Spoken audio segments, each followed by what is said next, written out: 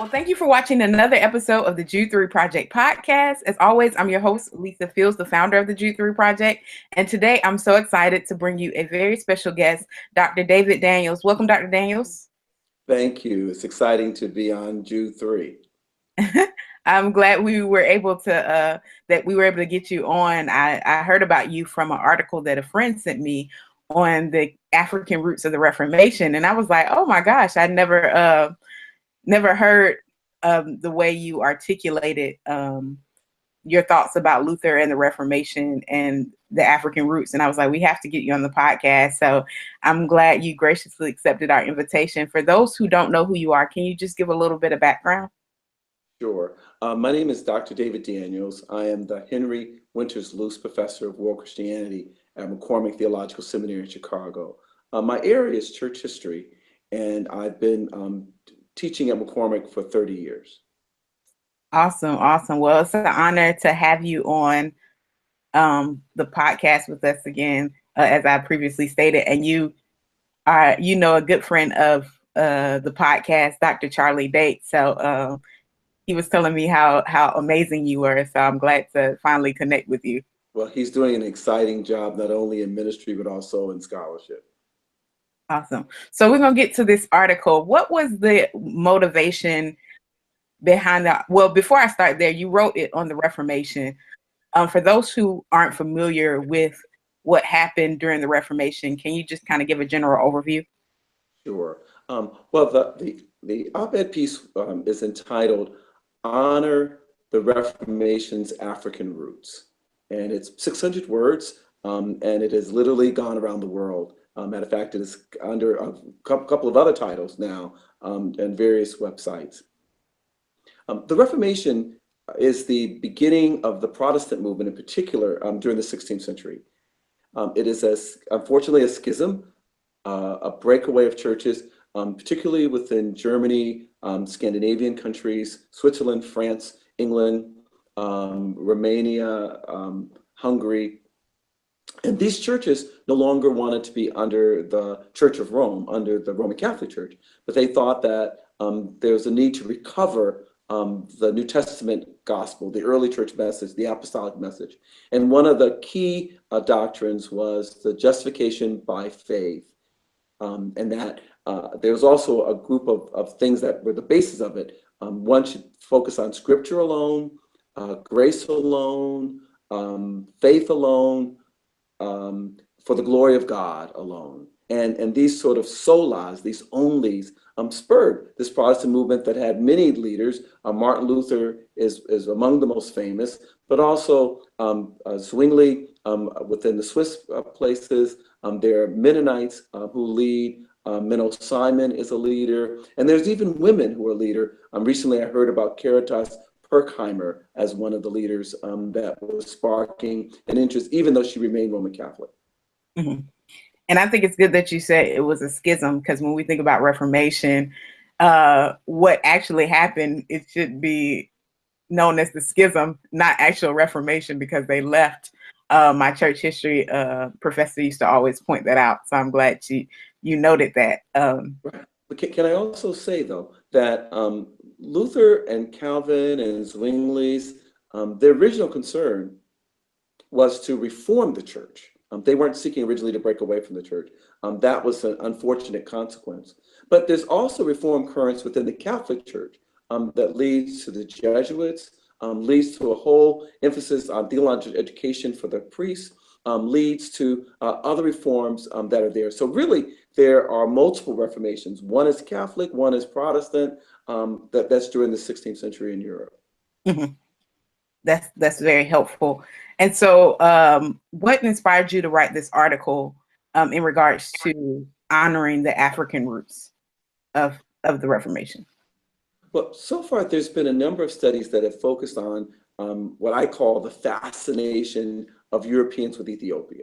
And it goes back to at least the 13th century, some say 14th centuries, I believe others say, but it's in this 1200s or 1300s era. And in that era, they were fascinated with Christianity in Ethiopia because Ethiopia was on the other side of the Muslim divide. So to the north of the Muslim countries was Europe. To the south of the Muslim countries was this empire that was an Ethiopian empire that was known as being Christian.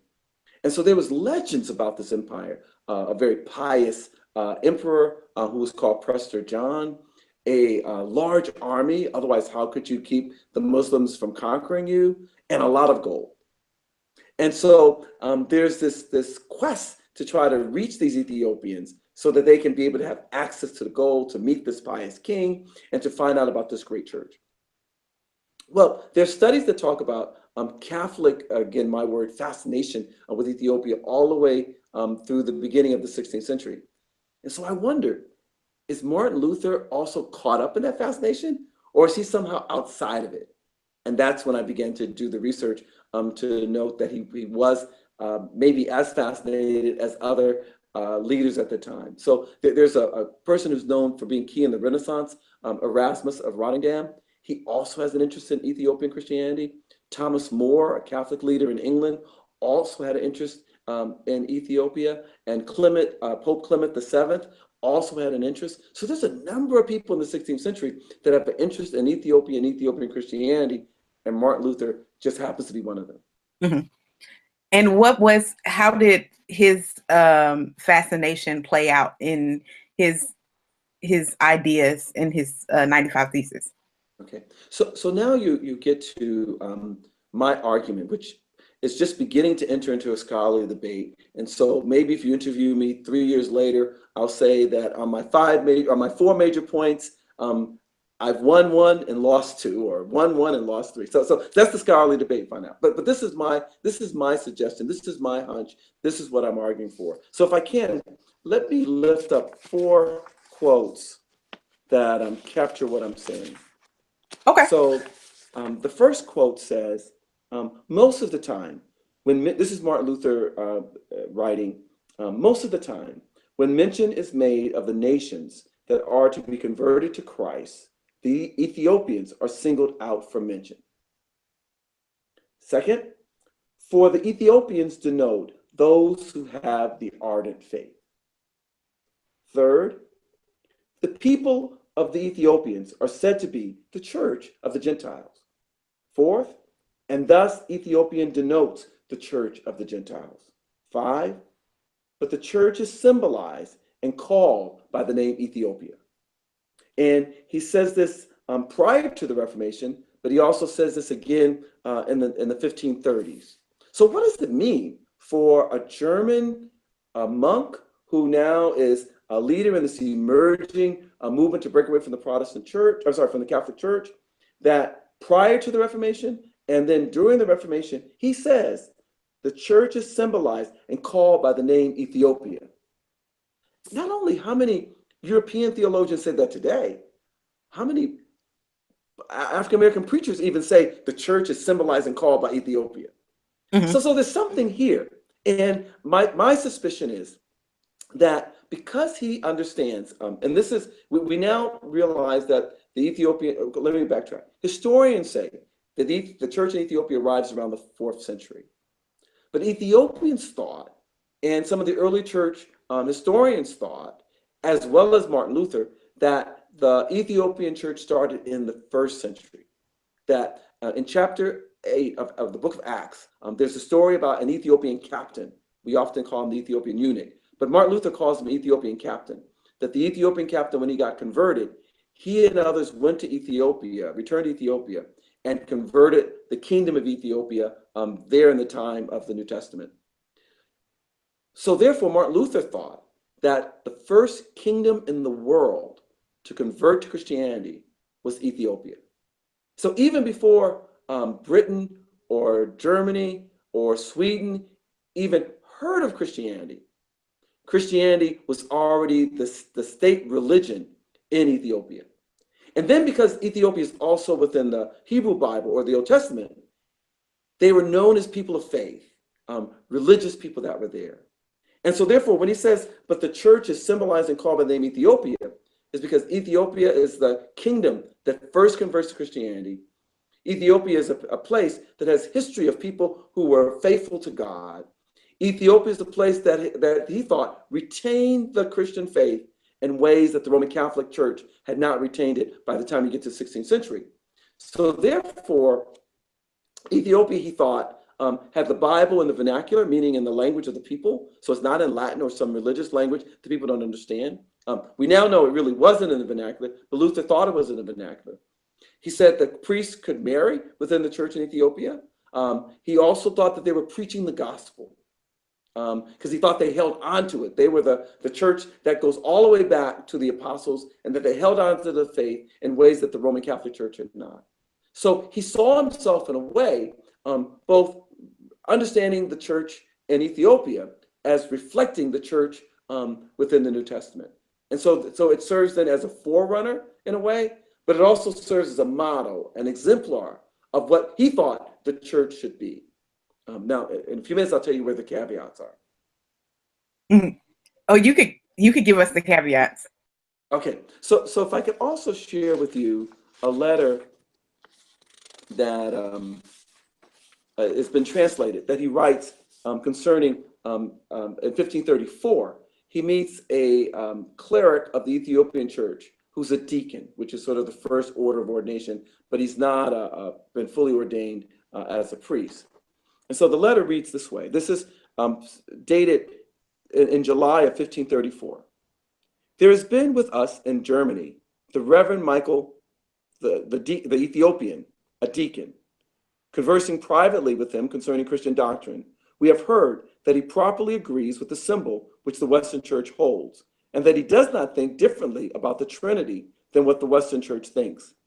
Therefore, we commend him to good people as much as we surely can. For although the Eastern Church has several dissimilar ceremonies, he judges that the dissimilarity does not nullify the unity of the church and does not mitigate against the faith. Since the kingdom of Christ is the spiritual righteousness of the heart, the fear of God, and confidence through Christ. We also think this opinion is right. We have also learned from him that the rite which we observe in the use of the administration of the Lord's Supper and the Mass agrees with the Eastern Church. We wish, moreover, that all peoples would acknowledge and glorify Christ and would submit to him, Christ, with true confidence in his mercy and with love for one's neighbor. For this reason, we ask that good people would demonstrate Christian love also to this visitor. And so this is an endorsement letter, recognizing that there are differences in some ceremonies between the church in Ethiopia and the Protestant churches in Germany that are being led by Luther. But Michael the deacon says, as he's known, the similarities are minor.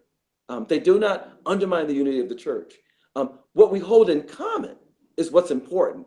And Martin Luther says, you're right, my brother. I believe what my Ethiopian brother is saying, and now I agree.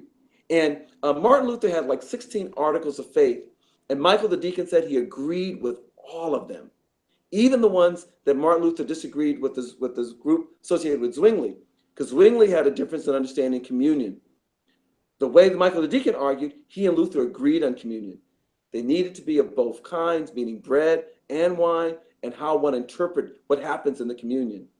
So some scholars, one of them by the name of George Postfay, a Hungarian scholar who's now deceased, he says that if one reads this carefully, Martin Luther was willing to enter into full communion, meaning recognizing the church as fully embodying the gospel with the Ethiopian church, when he was not willing to be in full communion with the church associated with Zwingli, because the difference in communion, and for another group that's called the Bohemian Brethren, which we sometimes call the Hussites, because they sometimes allow Roman Catholic priests to ordain their clergy. So Luther refused to be in full communion with this Hussite group or with Zwingli within Switzerland, but he was willing to be in full communion with this Ethiopian church, and he clearly realizes it's a church of Black people. Mm-hmm. That's amazing. I'm blown away by that information, because I never would have connected Luther with the Ethiopian church. What other things would you think is important to highlight when having this discussion?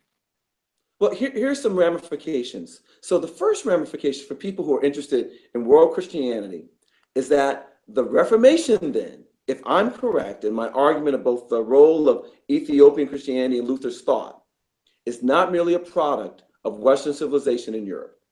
They cannot cordon it off and say, we produce this all by ourselves. No, there is an Ethiopian element that could even be seen as one of the ways of justifying historically what Luther was arguing through his exegesis, his interpretation of scripture biblically.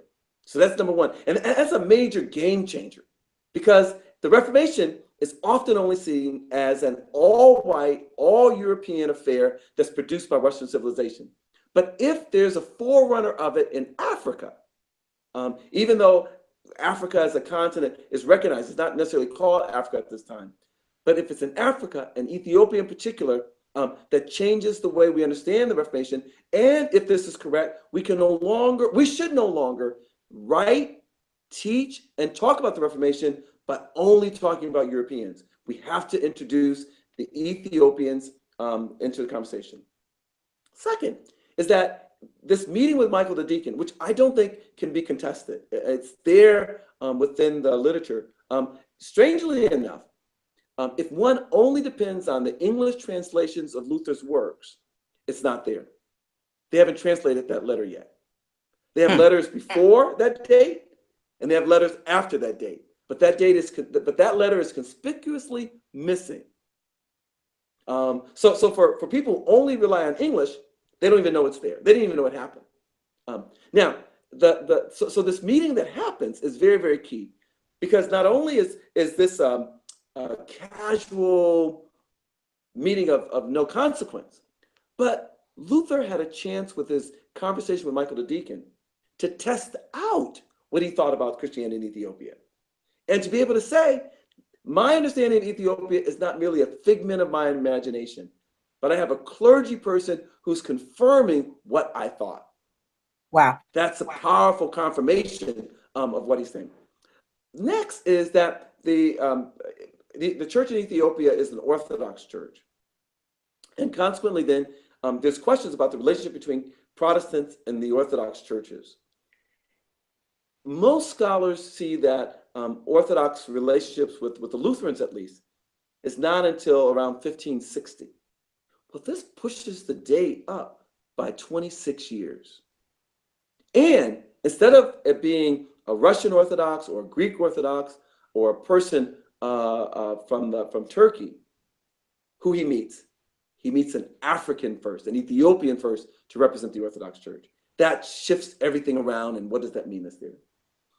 Now, dealing with Luther theology and historians of Luther's theology, this could be a new conversation piece, because what does one do with, I've counted about 85 times that Luther mentions Ethiopia within the writings that have been translated in English, meaning that there's more, concluding 3 more, which have not been translated, and there's possibly even more than that, which has not been translated into English yet. Well, if this is important, then Lutheran theologians who want to focus on Luther need to then unpack, what does this mean? And then lastly, going back to world Christianity, now there's a way of globalizing the narrative about the Reformation. The Reformation is not merely an event that is produced by Europe alone, but it has this external influence. And how do we talk about it? How do we create a narrative that has that there's at least an intellectual exchange, even though it's in Luther's mind, between Christianity in Ethiopia and Christianity within Germany? And what story do we tell? What effect does it have? How does it turn the narrative around? And how do we talk about the beginning of Protestantism that, again, possibly has an African root? That's amazing. And I think that's so important that we see it that way, because, you know, one of the things we talk about here, and one of the pushbacks we get, especially from Black millennials, is Christianity being the white man's religion. And if you constantly point to the Reformation and Luther and Zwingli, Calvin, you kind of don't show that Africans are a part of the narrative. And what your scholarship is doing is showing that it's a global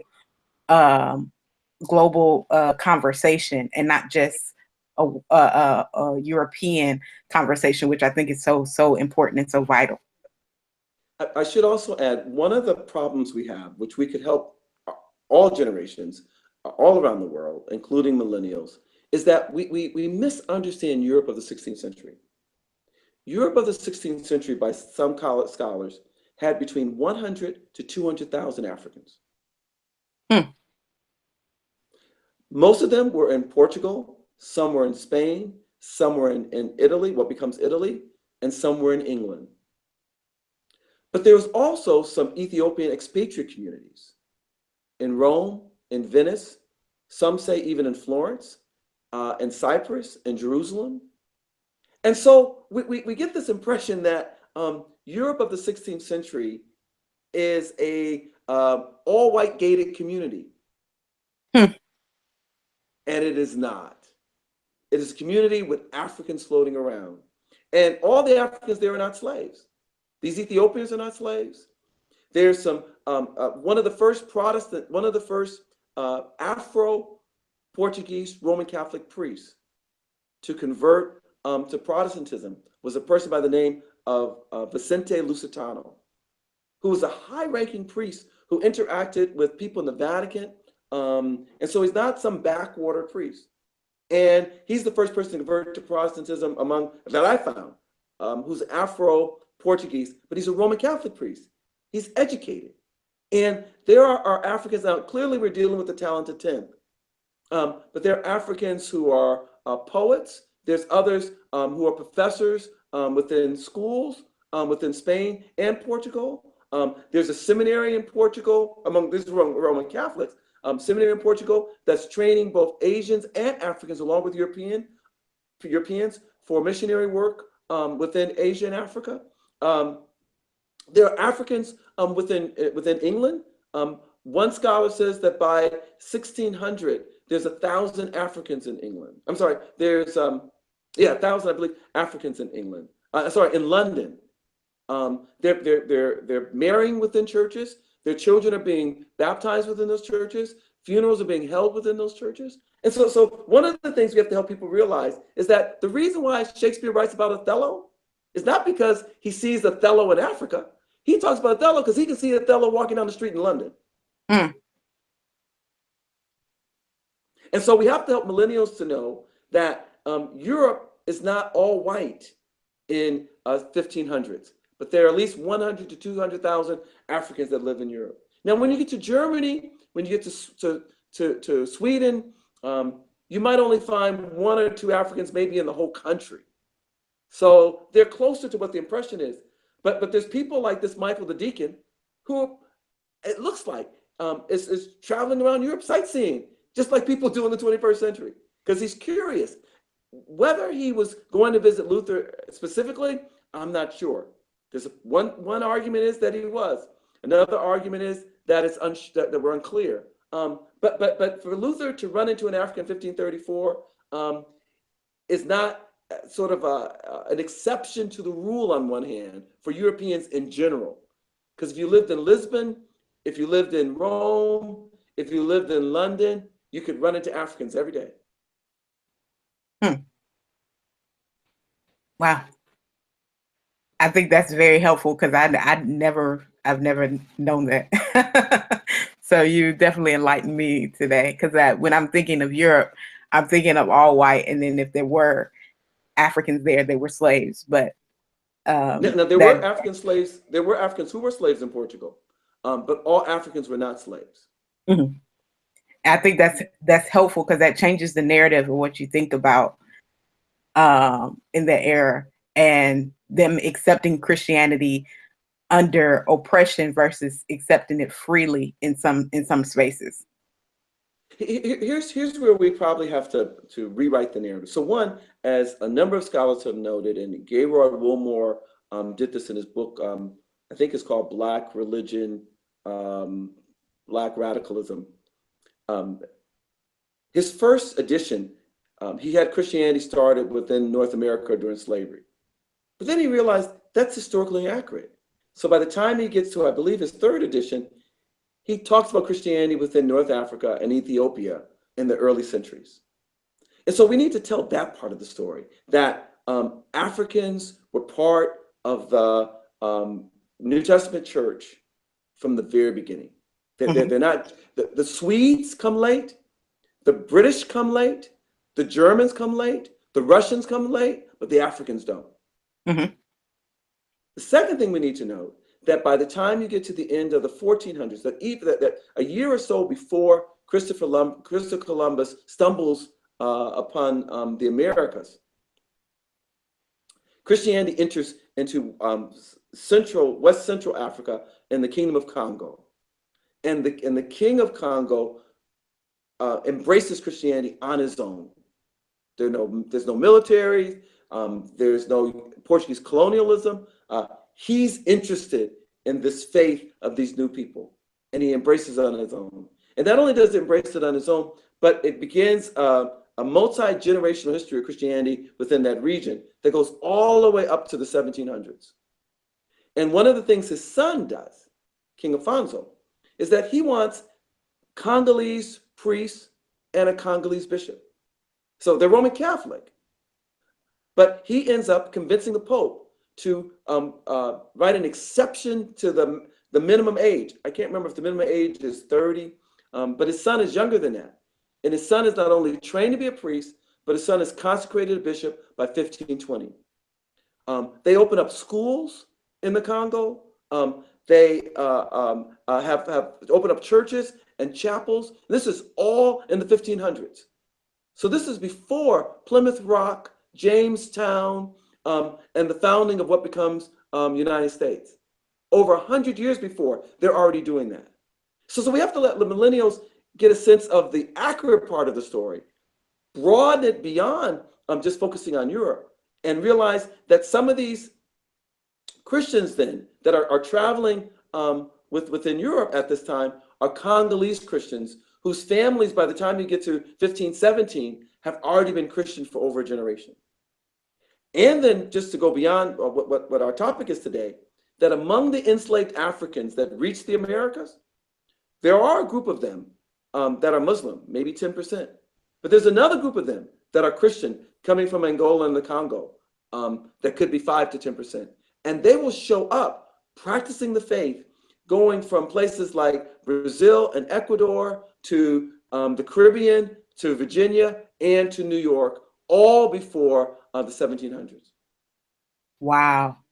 That's very helpful because we've been talking through during podcasts the African church fathers, but some questions that we've come across and rebuttals were, what about Western Africa? No slaves that came over from the transatlantic slave trade were Christians. And you just shared no, they were Christian. There's an account. I mean, there's surviving accounts of them setting up churches, of them wanting their children to be baptized. And one of the big debates for the Dutch, for instance, in New York in 1540s, they're recognizing the baptism of these Congolese and Angolans. And they're allowing their children to be baptized because their parents were already baptized. And they're allowing some of them to be married in the churches. And some of the Angolan Congolese serve as godparents. None of those things are possible if you're not Christian. Mm-hmm. So no, we have to reframe the narrative, not by a new interpretation, but by including more of the facts. Mm-hmm. That's so helpful. What resources would you recommend for those who want to study more about what you shared about Luther, the Ethiopian church, and then what you just shared about the Congo as well? Sure. On the Congo, there's a chapter that I wrote that talks about the Congolese Christianity having influence on the New World. So you can find that under my name. And it's published in Germany, but the books are available in some libraries in the US. There's another piece that I also wrote that's called Will African Christians be a subject within Reformation studies? And that's published in a volume edited by a scholar by the name of Kenneth Sawyer and another scholar by the name of Peter Vetanana Gomi. And that's I think it's Servants of Nuns, Subjects of All. But that book is available through the Lutheran University Press. On Michael the Deacon, there's an excerpt, a small piece within a 3-volume work by Martin Brecht that's entitled Martin Luther, The Preservation of the Church. And in his 3rd volume, on page 59, he has a brief discussion on, he calls him Ethiopian cleric. He doesn't give his name. His name is there. And then there's some articles by a scholar, or at least an article by a scholar by the name of George Postfay. There's things that are available there. That's awesome. Well, thank you so much, Dr. Daniels. And one interesting fact about you that I think is so cool is that you're actually a Kojic bishop as well. Yes, I'm a bishop in the Church of God in Christ, even though I teach at a Presbyterian seminary. I will say that since I went sort of fast on those references, if you don't mind, there's currently on the University of Chicago website, they have a journal called Sightings, Sightings, and I have a essay that's up on that website. It begins something like Martin Luther and Ethiopian Christianity, historical traces, I believe is the title. But in there, at the end of that article, I have a list of these references. So if one wasn't able to figure out what I was saying orally, one can go and look at that visually, and those references are listed there. Awesome. Well, thank you so much. This has been great. I really, really appreciate it. You have helped tremendously with some of the questions we've been trying to answer here for people, especially when it comes to the Congo. I had no idea. So I'm so grateful for that. And the article you wrote, I think, was amazing and helpful. So we will understand the Reformation outside of just the famous reformers, but knowing that it was more people and thought that went into it. So I'm very appreciative. Well, great. Well, thank you, Lisa. Really enjoyed talking with you, and I'm excited about spreading this information. And again, I'm a scholar, so there's some things that I think will be incontestable, but a couple of years later, people might say I'm overstating something, but that's the fun of scholarship.